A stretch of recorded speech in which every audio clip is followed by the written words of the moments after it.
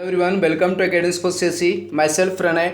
आज हम लोग 67वीं बीपीएससी की संयुक्त प्रारंभिक प्रतियोगिता परीक्षा के लिए जो academics for CSE 600 current affairs प्रश्नों की सीरीज लाया है, इसके अंतर्गत आज हम लोग सीरीज 2 को डिस्कस करेंगे। इस सीरीज के अंतर्गत 30 महत्वपूर्ण प्रश्न होंगे और सीरीज 1 के अंतर्गत ऑलरेडी 30 महत्वपूर्ण प्रश्नों को डिस्कस किया जा चुका है।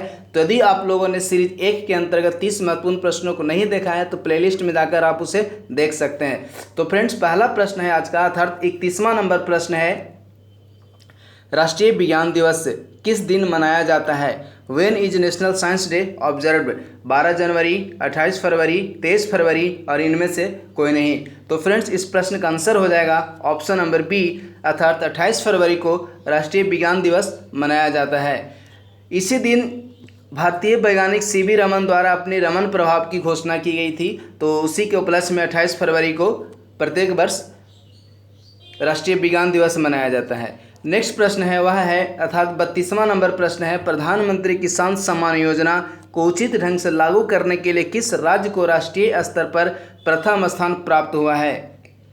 राजस्थान, पंजाब, महाराष्ट्र एंड उत्तर प्रदेश। तो फ्रेंड्स, इस प्रश्न का आंसर हो जाएगा ऑप्शन नंबर डी, अर्थात उत्तर प्रदेश। नेक्स्ट प्रश्न है, अमेरिकी सरकार ने निम्न में से किसे अंतर्राष्ट्रीय भ्रष्टाचार रोधी चैंपियंस पुरस्कार international anti corruption champions award से सम्मानित किया है? कमला त्यागी, विजय सांपला, जया बत्रा पाठी और अंजमल भारद्वाज। तो फ्रेंड्स, इस प्रश्न का आंसर हो जाएगा ऑप्शन नंबर डी, अर्थात अंजमल भारद्वाज को अमेरिकी सरकार ने international anti corruption champions award से सम्मानित किया है। नेक्स्ट प्रश्न है, वर्ष 2021 में ब्रिक्स की अध्यक्षता कौन सा देश कर रहा है? China, India, South Africa and Russia. Friends, इस प्रश्न का आंसर हो जाएगा ऑप्शन नंबर बी, अर्थात इंडिया। यदि ब्रिक्स की बात किया जाए तो ब्रिक्स में टोटल 5 सदस्य हैं, Brazil, Russia, India, China and South Africa. और यदि आज के समाचार पत्र की बात किया जाए तो आप लोग यदि आज के समाचार पत्र को देखे होंगे तो उसमें लिखा हुआ है कि माननीय प्रधानमंत्री नरेंद्र मोदी ने ब्रिक्स राष्ट्राध्यक्षों की अध्यक्षता की। नेक्स्ट यदि प्रश्न की बात किया जाए तो नेक्स्ट प्रश्न है, सुगम भारत ऐप किस मंत्रालय की पहल है? सुगम Bharat app is an initiative of which ministry? Ministry of home affairs, अर्थात गृह मंत्रालय, सूचना एवं प्रसारण मंत्रालय, स्वास्थ्य एवं परिवार कल्याण मंत्रालय और सामाजिक न्याय एवं अधिकारिता मंत्रालय। तो फ्रेंड्स, इस प्रश्न का आंसर हो जाएगा ऑप्शन नंबर डी, अर्थात सुगम भारत ऐप सामाजिक न्याय एवं अधिकारिता मंत्रालय की पहल है। नेक्स्ट प्रश्न है, हाल ही में इंस्टाग्राम पर 10 करोड़ अर्थात 100 मिलियन फॉलोअर्स पाने वाले विश्व के पहले क्रिकेटर कौन बने हैं? विराट कोहली, सचिन तेंदुलकर, महेंद्र सिंह धोनी और स्मिथ। फ्रेंड्स, इस प्रश्न का आंसर हो जाएगा ऑप्शन नंबर ए, अर्थात विराट कोहली। नेक्स्ट प्रश्न है वह है, हाल ही में इसरो ने अपने PSLV C-51 रॉकेट का उपयोग करके कितने उपग्रहों को लॉन्च किया है? Recently ISRO has launched how many satellites by using its PSLV C-51 rocket? 23, 21, 19 and 14। Friends, इस प्रश्न का आंसर हो जाएगा ऑप्शन नंबर सी, अर्थात 19 उपग्रह। नेक्स्ट प्रश्न है, देखिए इस प्रश्न का जो यहाँ आंसर दिया हुआ ऑप्शन नंबर सी होगा। नेक्स्ट प्रश्न की बात करें तो वह है, अर्थात जो 38वां नंबर प्रश्न है कि हाल ही में कौन आयुष्मान भारत के नए मुख्य अधिकारी नियुक्त किए गए हैं? राजीव गौबा, सुबोध कुमार जायसवाल, राकेश अस्थाना और RS सामट। तो फ्रेंड्स, इस प्रश्न का आंसर हो जाएगा ऑप्शन नंबर डी, अर्थात RS सामट। नेक्स्ट प्रश्न है, हाल ही में किस मशहूर मराठी लेखक को सरस्वती सम्मान 2020 प्रदान किया गया? Recently which Marathi writer has honoured with Saraswati award 2020? Ranganath पठार, श्रीकांत मोघे, शरद पगार एंड शरण कुमार मलिले। तो फ्रेंड्स, इस प्रश्न का आंसर हो जाएगा ऑप्शन नंबर डी, अर्थात शरद कुमार मलिले को सरस्वती सम्मान 2020 से सम्मानित किया गया है। और यह कहाँ के रहने वाले हैं? मराठी लेखक हैं। ये मराठी लेखक हैं जिन्हें सरस्वती सम्मान 2020 से सम्मानित किया गया है। उनका नाम है शरण कुमार मलिले। नेक्स्ट प्रश्न की बात किया जाए तो वह है, हाल ही में प्रकाशित पुस्तक बाय मैनी या happy accident recollection of a life पुस्तक के लेखक कौन हैं? सौरभ गांगुली, सोनू सूद, लाल कृष्ण आडवाणी एंड हामिद अंसारी। तो फ्रेंड्स देखिए, हामिद अंसारी ने ये पूर्व उपराष्ट्रपति रह चुके हैं। इन्होंने हाल ही में एक पुस्तक लिखी है जिसका नाम है by many a happy accident recollection of A life. Next प्रश्न की बात करें तो वह है हाल ही में किसने लॉरियस स्पोर्ट्स अवार्ड 2021 जीता है? Who has recently won the sports women of the year at the Laureus sports award 2021। अर्थात यह जो प्रश्न है वह कह रहा है कि किस महिला खिलाड़ी ने लॉरियस स्पोर्ट्स अवार्ड 2021 को जीता है?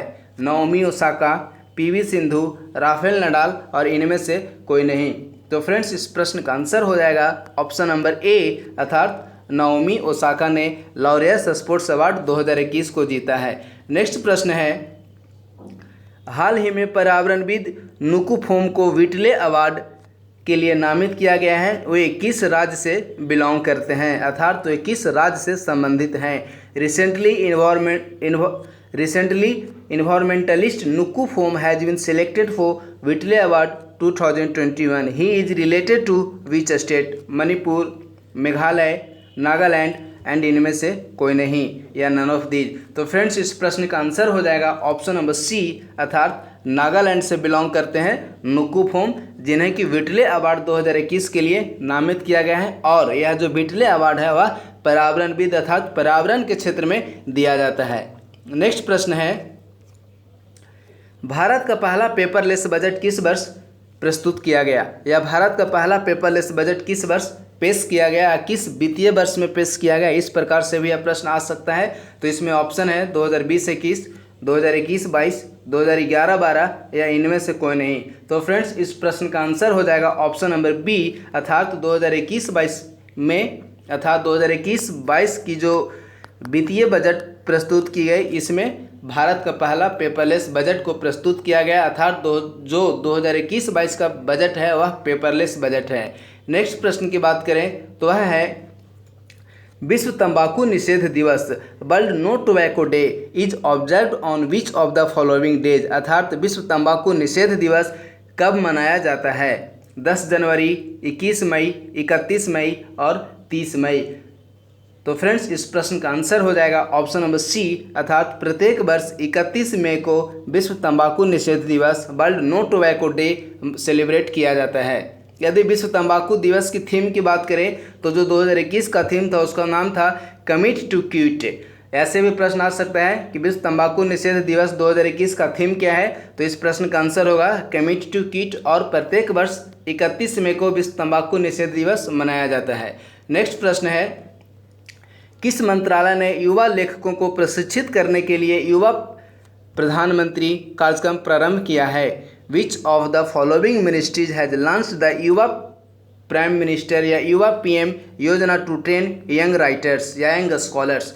ऑप्शन ए है शिक्षा मंत्रालय या ministry of education, option B है वित्त मंत्रालय या ministry of finance, option C है गृह मंत्रालय या ministry of home affairs and option D है रक्षा मंत्रालय या मिनिस्ट्री ऑफ डिफेंस। तो फ्रेंड्स इस प्रश्न का आंसर हो जाएगा ऑप्शन नंबर ए, अर्थात मिनिस्ट्री ऑफ एजुकेशन ने युवा लेखकों को प्रशिक्षित करने के लिए युवा पीएम नाम से एक इनिशिएटिव या कार्यक्रम को प्रारंभ किया है। नेक्स्ट प्रश्न है वह है अंतर्राष्ट्रीय हॉकी महासंघ ने किसे हॉकी के विकास में अहम योगदान के लिए एटिने ग्लिच अवार्ड प्रदान किया है? To whom has the international hockey federation presented the Etienne Glichitch award for its significant contribution to the development of hockey? Option A है पाकिस्तान, ऑप्शन बी है इंडिया, ऑप्शन सी है बेल्जियम, ऑप्शन डी है इनमें से कोई नहीं। तो friends इस प्रश्न का आंसर हो जाएगा ऑप्शन नंबर बी, अर्थात इंडिया को अंतर्राष्ट्रीय हॉकी महासंघ ने एटिने ग्लिच अवार्ड से सम्मानित किया है। नेक्स्ट प्रश्न है किस देश ने जानवरों के लिए कोविड-19 वैक्सीन का निर्माण किया है?